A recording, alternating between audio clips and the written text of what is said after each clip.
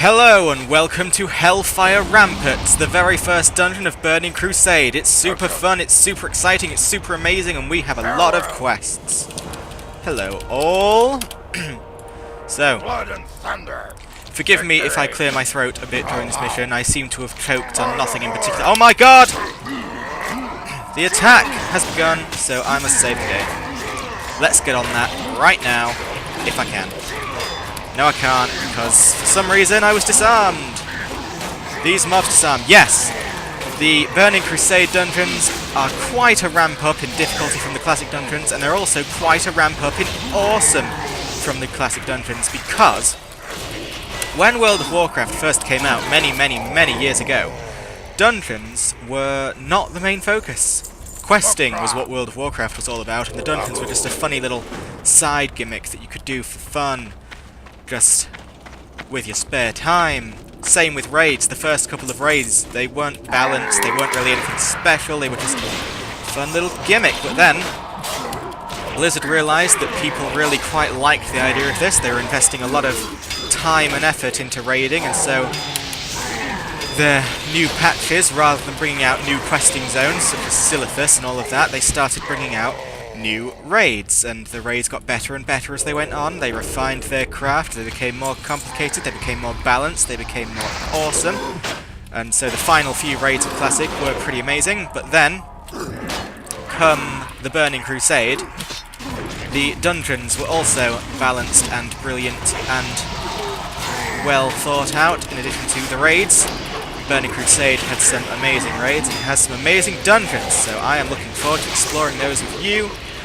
Wrath of the Lich King is polarizing for people, because that was around the time they wanted to... oh dear. That was around the time they wanted to make raiding far more accessible, which in this case meant far easier, which of course made a lot of people disgruntled. And the heroics, the dungeons are a lot easier as well.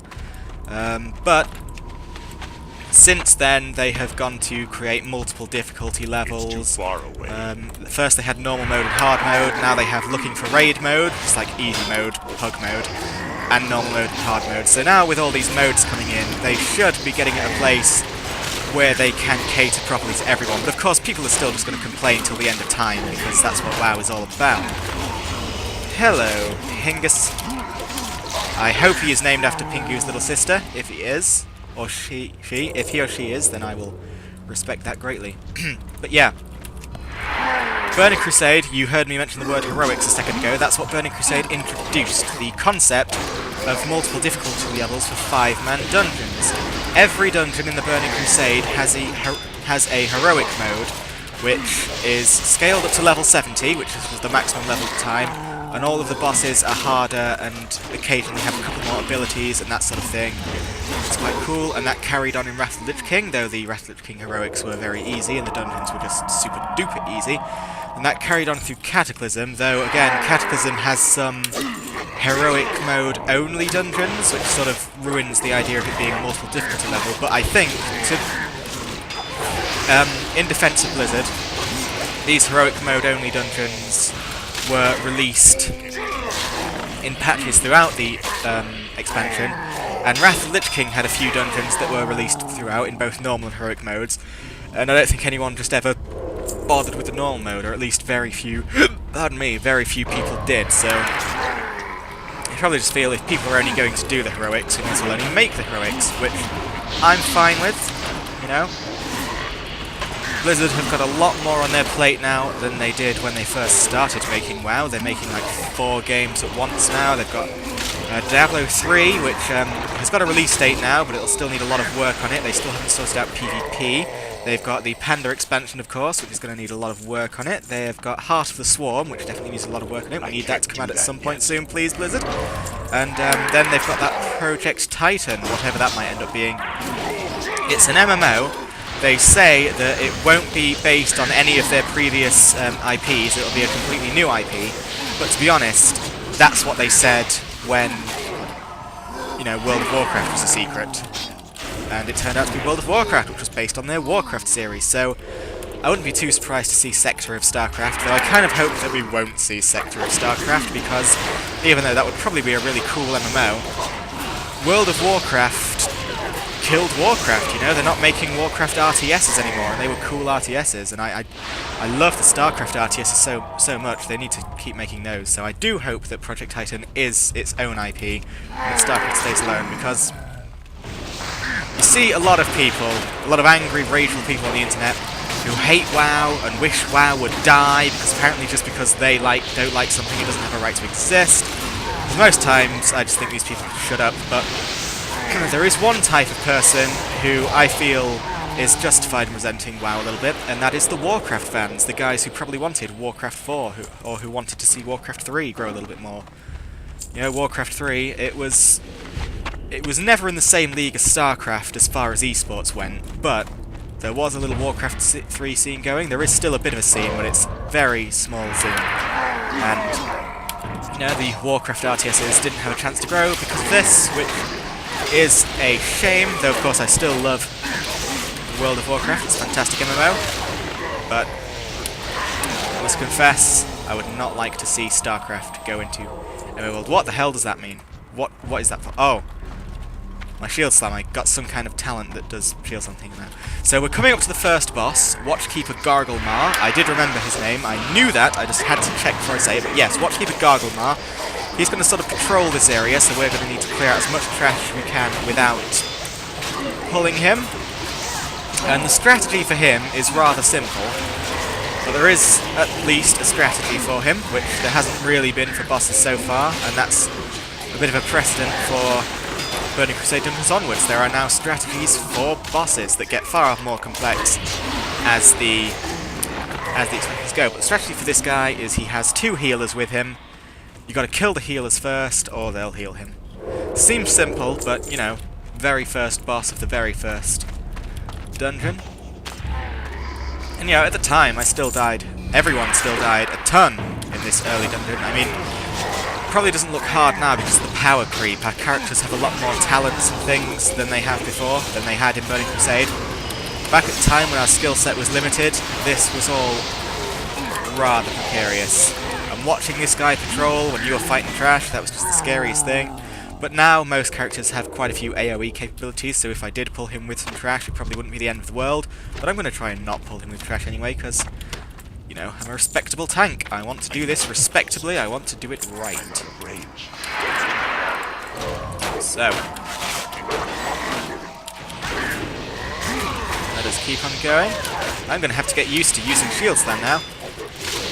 I'm assuming that it's worth using now that it glows. Blizzard has taught me that if things glow, you should use them. So, I can't do that yet. Come to me, boy. Where's Garglemar? He's far. It's all good. Yeah. Look at the damage I'm doing, by the way. I'm at level 61 now. I made sure I got a little bit of Outlands gear before doing this, because Outlands has such a jump in terms of the gear quality from Classic. If I came in here with only Classic gear, I would probably not be strong enough to tank it. See my HP, I've got like about 2,000 more than I did just a couple of levels ago. Thanks for pulling the boss. I would have liked to do that myself, but it's all good. I've got my iron. So I'll stick my... Oh my god, his health is going down so much. Wow, he has a lot less health than... Ah, but they haven't been killing the healers. There you go, the healers are healing him, but we did just... Again, we have so much more DPS than we did in Burning Crusade that we were just able to blow through those healers. But back in the day, we would not have been able to out-DPS that healing. It's a shame Blizzard didn't jazz it up, but then again, it'd be a lot of work to rebalance every single dungeon when they change the characters. So I can understand that they'd only want to balance for the end game, because that's where people spend the majority of their time. That's where the majority of the challenge is to be found. And that is where the balance needs to be. If you want to see a dungeon in its prime, best to do it when it's new. So, whoops. Honestly, Pingus, you may or may not be named after Pingu's little sister, which is pretty cool, but if you pull rather than me, I'm gonna be annoyed, boy. Very annoyed. Pinga, by the way. Pinga is the name of Pingu's little sister, right? I'm not wrong there. I could be wrong there. Anyway, it's all going well. There are 2 more bosses to deal with. We have Omor the Unscarred, I believe, and Nazan, who is riding on... No, Nazan's the mount, and Varazabavaza is the boss. So, look forward to those. Let's get cleaving. Cleaving, cleaving, cleaving. I think Omor the Unscarred is considered the final boss of this dungeon, even though most people usually do him before Verenamana and Nazan, so I'll do Verenamana first, so that people won't be encouraged to leave once he is dead. Because you never know how scumbaggy people could be, but there he is. Vazraden. Vazraden the Herald. That's close to what I was saying. So, down these go. Now I've got a big open room full of trash that we want to sort of pull in as smaller chunks as we can, although with the power creep they'd probably appreciate it more if we just pulled the whole damn room. But I'm not that kind of guy. If you want a tank that pulls... See? Look how quick my health dropped then. I am not going to pull the whole damn room. If you want a tank that will pull the whole damn room, look for Kungan, if he still exists.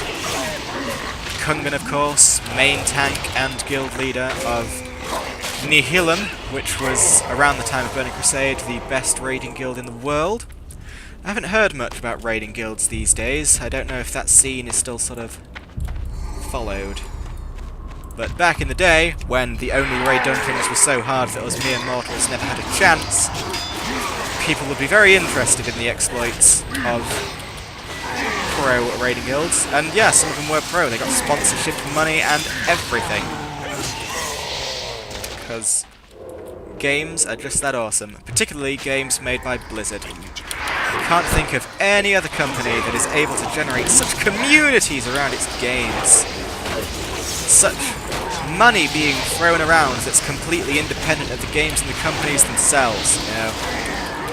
There are passion for Blizzard games that are found in few other games, I dare say. League of Legends, that has quite a following, but it's always struck me as not being that great. But variety is the spice of life, so if there are people out there who love League of Legends, I salute you people, and you go ahead and you enjoy League of Legends, which I believe currently has something like 40 million users. I don't know if those are active users, but a lot of people have played League of Legends at some point in their lives. That, along with StarCraft, has a good eSports scene. Again, not something that I like to watch, but if it's something people like to watch, then god damn it, people, you watch it. So, as far as I know, Dota. Dota owned... I don't know if Dota is owned by Blizzard or Valve these days, because Valve are doing Dota 2, but Blizzard sued Valve when they tried to... Pity they were all in vain. Soon your people will kneel to my lord! I have indeed faced many challenges, but they were not all in vain. So this dragon, he just spews fire everywhere. You gotta avoid the fire. Avoiding the fire is a concept that really started to take off in Burning Crusade. So he's dead, and now the dragon, I've just got to tank him, because he's going to breathe fire every which way but loose, and I should be the only one getting hit by that fire. So anyway, as I was saying, Blizzard sued Valve when they tried to trademark the Dota name, even though they're the ones making Dota 2. I think Blizzard... I don't think that... I think they've settled, is what I'm trying to say. I don't think any true drama came of it. I think Blizzard owned the trademark and whatever. But really, is it Blizzard's trademark to own? Because... Ooh, that's nice. It's two-handed. Because... What am I trying to say? Because Dota was a fan mod, of course. Someone took Warcraft 3, modded it, and made Defense of the Ancients, which is a game about heroes killing each other. It's like an RPG. It's like an RTS, but with no units, other than super powerful hero units. It's very weird. Not my cup of tea, but the cup of tea of many. It was WoW's most popular mod, and It's got some stuff going on for it these days. So yeah. Should Blizzard own that trademark? Or should that trademark go to whoever the fun is? I don't know. I don't really know the law, so, as in W-A... I mean, L-A-W. I don't know the law, so I'm not going to comment too hard. It just seems... to the average layman, it all seems very suspect. But I'm sure it's fine. Yeah. Valve are doing that. I don't know if it's out yet, because I haven't been following it, of course. But they're aiming to make a proper esports scene out of that, I think. Of course, League of Legends is muscling its... well, it's muscled its way into esports just by having ridiculous prize pools. I mean, StarCraft matches, you can win a couple of 100,000 for winning a tournament. League of Legends, bam! 1 million cash for prize if you win. Of course professional gamers are going to try and play that game. Be a fool not to. So... esports are awesome. And if they ever get their own television channel, that is just going to kick ass. I mean, it's got television channels in Korea, of course. Don't know about any other countries. Damn right I dare, Demon Man. Damn right I dare. But yeah, esports is properly taking off in Europe and America, so I, for one, look forward to everything it will bring. Because it kicks ass. StarCraft does, anyway. Not interested in most of the others. So this boss, he, again, he does have tactics, but we're just too damn strong. His tactic is he summons these, which in the day really needed to be dealt with. Is that good for me? We'll say it's good for me just because of the insane... Alright, Uriel won it. That's fine. But there we go, there's those quests done. We'll go hand those in. Thanks for the run. But yeah, what was I saying? Esports kicks ass. StarCraft 2 does anyway, because I love that game. Even though I am average at best at it. I just cannot hatch that damn lava. But yes. It's all good. The future of gaming is awesome. Many people say it's bleak, but I say it's awesome. There's too much awesome evidence for it to not be awesome. So, I got some supplies. I got some demon hoof. Go me. And I got some... Ooh, what did I get? What did I get? What did I get? Oh, yes. Let's see if they look cool. They don't look cool. But never mind. Thank you for watching this. I will see you soon for the Blood Furnace, which is very cool. So thank you for watching, and... victory or death! I'll see you later. Garts!